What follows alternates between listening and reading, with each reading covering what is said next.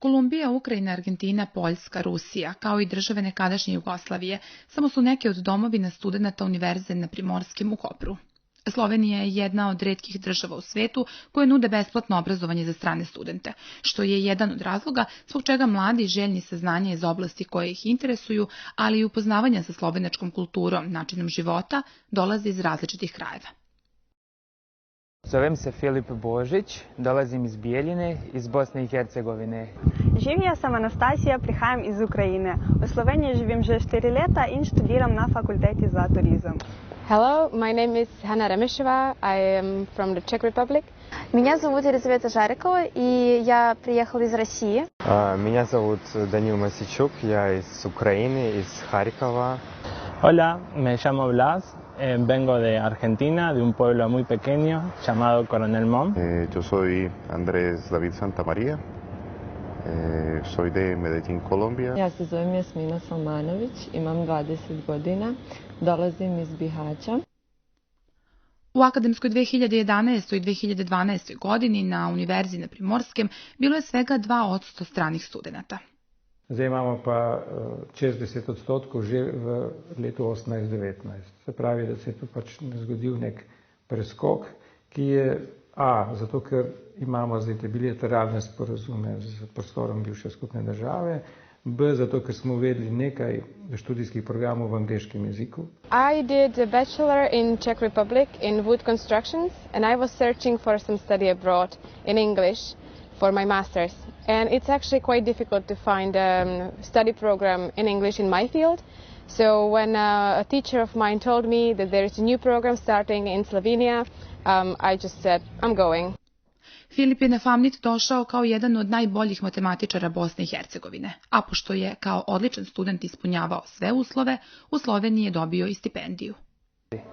Izuzetno sam zadovoljan kvalitetom obrazovanja koje sam dobio u Sloveniji, a posebno mi se dopada mogućnost što smo mogli da učestvujemo na različitim takmičenjima internacionalnog i lokalnog nivoa. Veliko interesovanje vlada i za društvene nauke. Kada završim, imat ću diplomu Evropske unije koja je priznata u mnogo zemalja. Smatram da ću dobiti vrlo kvalitetno znanje i steći ću mnoge prakse i imat ću mnogo iskustva koje kasnije mogu iskoristiti u daljem životu. Мне очень нравится мой факультет. Факультет дает очень много возможностей изучать другие языки, другую культуру, историю других народов.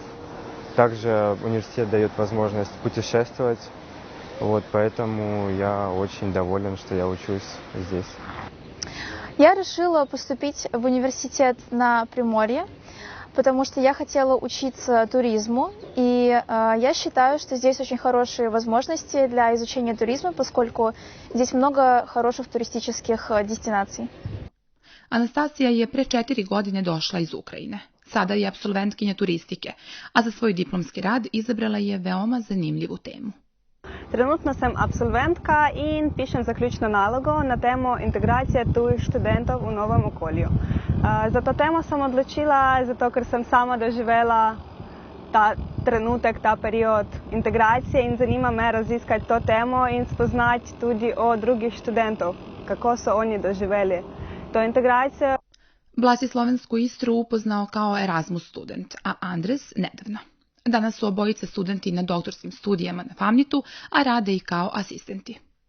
FAMNIT es una facultad internacional que me abrió las puertas y estoy muy contento de estar aquí. Mis planes acá, en Eslovenia son, en principio, terminar mis estudios de doctorado y, si es posible, entre mis planes está regresar a mi país. Besplatne studije, programi na engleskom, mogućnost zaposlenja, neke su od posebnosti Univerze na Primorskem. Druga prednost, ki je tudi pomembna, pa je ta odnos 1 na 1, manjše število študentov, zelo zagnani mladi profesori in profesorice, ki veliko časa posvetijo iz svojega resnične želje in srčne potrebe, da prenašajo znanje na mlajše rodove. Ker je to manjša univerza in manjši razredi ali manjše skupine, je ta odnos bolj pristen.